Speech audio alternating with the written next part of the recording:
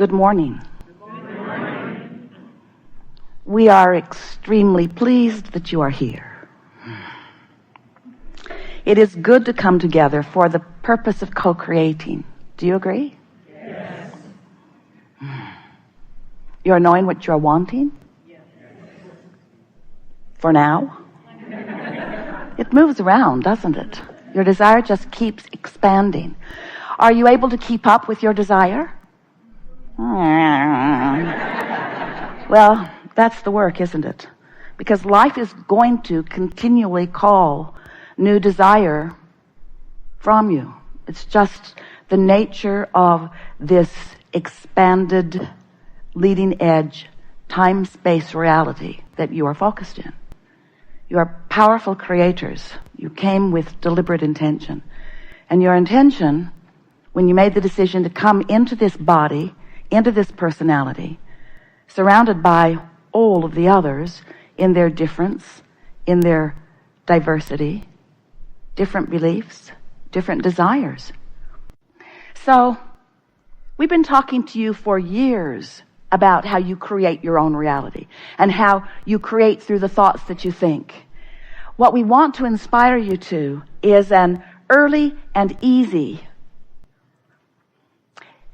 awakening to the high-flying disc. We want you to feel as sure as we are about you that you have the ability to get on it and to maintain it mostly. We want to help you push the reset button. We want you to feel the power of your own point of attraction. We want you to feel the control that you have of your own point of attraction. And so we are eager to talk with you about anything that matters to you. There is nothing that is off limits here. It is our desire to help you to realize that in every situation you can, if you want to, achieve a better focus and improve your point of attraction. We want to help you close that gap between the things that you have identified that you want. You've been doing it all of your life and even before. We want to help you to close that gap between that vibrational reality that you have done such a magnificent job of creating and what you are actually allowing yourself to realize in your moment-to-moment experience. When you make your transition into non-physical, that gap will close. And you will be an immediate realizer of all that you have expanded to be. But we don't think you should have to croak in order to be experiencing the benefit of what you've carved out. So many of you have been saying to us, as you have patiently listened to our explanation of these unseeable things, Abraham, I'll accept the vortex. Okay, but how do I get my money out of the vortex and into the bank? That's what I want to know. How does this reality that you are so excited about become something that I am excited about? And we say, right there is the answer to your question. You got to be excited about it before you can see it and hear it and smell it and taste it and touch it. It has to be meaningful to you to feel the thrill of the expanded idea. But that's not going to happen to you until you understand how it works. You got to understand that there always is a gap and that that's okay. You got to understand that there's contrast surrounding you all the time, and that's okay. You got to understand that when you're focused in opposition of something that you desire or something that you have become, and you don't feel good because you're focused in opposition, that's okay. You've got to accept that negative emotion is all right because it's part of the process too. Your emotions let you know how near or far you are from the vibrational frequency of what you have already created. So we're not here to teach you how to create because you can't stop doing that. You're doing it all day, every day. You are becoming. And we're not here to convince you in our ability to know what you want because that's irrelevant to you. What we know and what we know about you is really irrelevant. Not important. It's not important. It's not important to you unless you want to be the full realizer of all that you have become. We want you to feel more power in the now because what you're living now isn't about what you've done before. Of course, what you're doing now is logical because of what you've done before. It's not likely that you're going to do something different now than what you've been doing. In other words, because you have habits of thought. But it is your now point of attraction that now you can modify. And by caring about how you feel, it's more probable that you will. That distinction matters. I'm not now living the results of what I've been doing.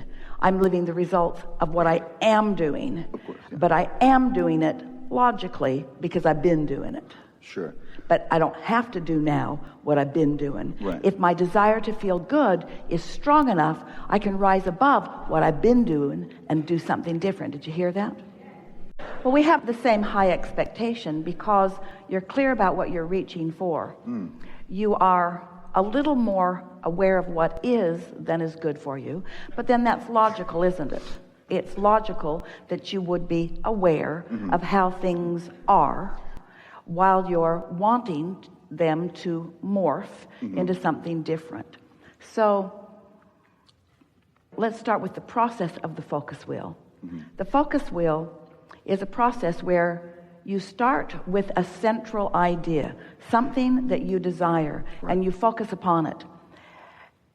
Usually, when you're doing a focus wheel, you don't have a steady habit of feeling that way. In other words, when you're doing a focus wheel, there's usually something that you're trying to bring into focus so that it will be to a greater advantage. In other words, a focus wheel is a way to improve your point of attraction. And everything we're talking about here today is that, isn't it? My point of attraction, what I'm letting in. So we're going to do a focus wheel in order for you to, at least during the time of this conversation, let in, which is to say, no longer keep out. Because if you're not keeping it out, you're letting it in. If you're not holding the cork under the water, it will bob back to the surface. So the focus wheel is to accomplish a relief in your resistance through focusing, feeling. That's a focus wheel is really about finding the feeling. Okay. So in the center of the focus wheel, we're going to make statements all around the edge of it. But in the center of it is really what you're going for. It's what you're wishing for. It's what you're desiring. So make that statement, which is the subject of this focus wheel, and make the statement as if it is already true. Okay. Esther wrote focus wheels this morning, getting ready to come here because it's a fast way. She wrote, I am happy. Okay. I am happy. Well, it was really easy for her to fill that in because she is happy. Make your statement of desire. And it can be as specific. I'm in love. I like fun. Now, I like fun. You do like fun. And if you focus on how much you like fun, it doesn't contradict with I am in love. Doesn't contradict at all. Seems so far off the subject that it doesn't interest you. Yeah, but that seems relevant. That's the most important thing that you've said to us, because everything that is relevant, you've already put into the vortex. When you try to apply relevance here, now, here, now, here, now, you pick up messy stuff you don't need to. This isn't the time to pick up relevant conversations. This is the time relevant only in the terms of how they feel, not relevant in terms of what they make happen, not relevant in terms even of the actual subject matter. Vibrationally relevant. You helped us to say something that we've never said before. Vibrational relevance is what you're looking for. Period. Only vibrational relevance. So love is to fun as fun is to love. Love is to fun as clarity is to fun and to love. Love and fun and clarity and rhetoric are all to each other as they are to each other. In other words, vibrationally relevant. Do you feel the solid footing that you're accomplishing? So I am in love and I am fun and I am clarity, I am clear, and I adore rhetoric, I adore conversation. So no bumps in any of this. What else? I am gregarious, I am fun-loving, I'm a good communicator. I like the give and take of conversation. I like the give and take of beingness. I love focusing. I love focusing and feeling. I love feasting my eyes on someone or something I love. I love the feeling of love. The other day, we were talking to groups for a while about unconditional love. And to many of them, it's like blah, blah, blah. You've been hearing it forever, blah, blah, blah. Unconditional love feels like looking at something you don't want, pretending that you like it. Well, that's not what unconditional love is. Unconditional love is what this focus wheel will accomplish for you. Unconditional love is finding the vibration of love without needing conditions to support it, or without needing conditions to change in order to feel it. So I love to be in love. I love to be in love, and I love fun, and I love conversation, and I love clarity, and I love communication, and I love objects of attention to appreciate. So we were having a conversation like this with Esther, and she was sitting on her porch looking out over her swimming pool, feeling enormous, over-the-top appreciation for all of the things that she was seeing. And then she said, Abraham, I'm confused about this because it feels to me that those beautiful cranes, the statues, are a condition that are causing me to feel this appreciation. This swimming pool, it's unique and wonderful. Isn't it a condition that is causing me to feel this way? And we said, think about it, Esther. You were feeling that way before you focused and felt the surge of it. In other words, Esther was in a state of appreciation, which means she was connected with all of us from non-physical, and then she received the inspiration to look over there and to look over there, and she felt an enhanced version of appreciation because we were all there looking at it with her. And in that moment, Esther got what we said. This was unconditional love. The perception, her ability to love, was magnified thousands of times because she was in sync with us, and we were focused with her, as we always are with you, in every moment in time. But Esther found, sort of accidentally, a way of allowing the fullness of us. And then our conversation, she had to admit, yeah, I was feeling appreciation, and then I was feeling appreciation, and then. So I'm in love, and I'm also fun. I'm in love, and I'm also clear-minded. I'm in love. I am in love. I love to be in love. I'm in love. I'm in love. I love to love. I love syncing up with Source. What else? What else can we put around that? I love fun. I love clarity. I love rhetoric.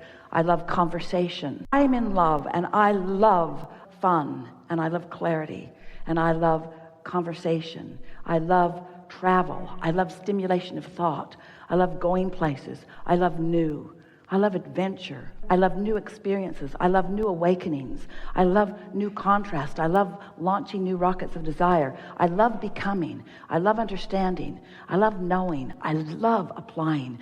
I love getting this down. I love being a deliberate creator. I love creating. I love molding. I love the feeling of molding my energy. I love emotion. I love the feeling of love. I love excitement. I love passion. I love enthusiasm. I love being all lighted up. I love being stimulated by someone. I love the feeling of adventure. I'm in love. I'm in love. Now you've romped around there. Don't you feel that? I do. And so right now, there is we're not kidding you at all. There is no resistance in your vibration about this magnificent relationship. None. There's none. So you just did the work. Didn't feel like you were doing the work because you weren't talking about the details of that. Right. But the details of that you already put into the vortex. Just now you lined up with all of those details. And as you're able to maintain that for a little while, inspiration flows to you. In other words, more manifestation. We want to keep using that word. More manifestation of emotion. More manifestation. Esther finds herself saying several times during the day, I feel really good. I feel good. I feel good. It's sort of like unmistakable. I feel good. I feel good. I feel good. Life is good. So that state of being that allows other things to occur. Rendezvous, conversations. So then, as our first friend was saying, but how do I maintain that? You probably don't, but it's easy to get back to. Now you know the objective is just to hold yourself in a place where you can let what you want to happen. That's your work. To find that place and practice it where you can let what you want to happen, what's inevitable, what's a done deal, to happen. Best focus will discussion we've ever had.